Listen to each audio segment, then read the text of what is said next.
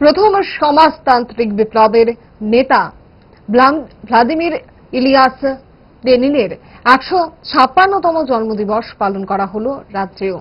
সকালে সিপিআইএম রাজ্য দপ্তরে লেনিনের প্রতিকৃতিতে ফুলমালায় তাকে স্মরণ করা হয়।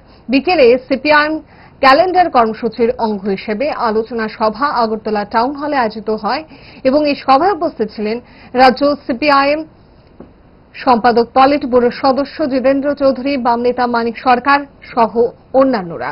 আলোচনা সভায় উঠে আসে ভ্লাদিমির ইলিয়াস লেনিনের বৈপ্লবিক পদযাত্রার ইতিকথা, গোটা বিশ্বের সমাজতান্ত্রিক ব্যবস্থার বর্তমান প্রাসঙ্গিকতা সহ গুরুগম্ভীর তত্ত্বকথা।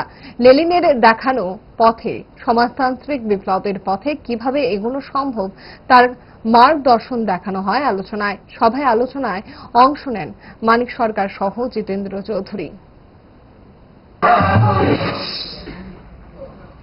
তার তত্ত্ব আবিষ্কার করেছেন,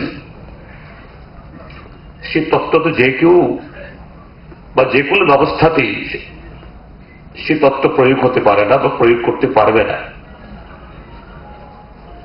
কার্ল মার্ক্সই দিশা দিয়েছেন, তার বন্ধু অ্যাঙ্গেলস সহ,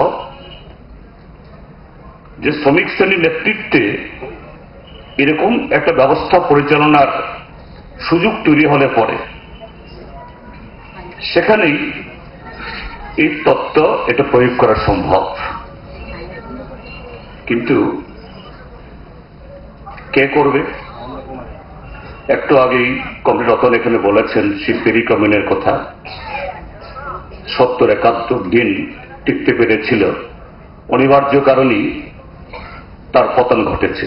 ডায়েট যতই রেস্ট্রিক্টেড হোক না কেন, ওয়েদারকে তো আর রুটিনে ফেলা যায় না। But if there is a problem, 5 দশক ধরে গ্যাস, অম্বল ও পেটের সমস্যার একমাত্র সমাধান গ্যাস নল।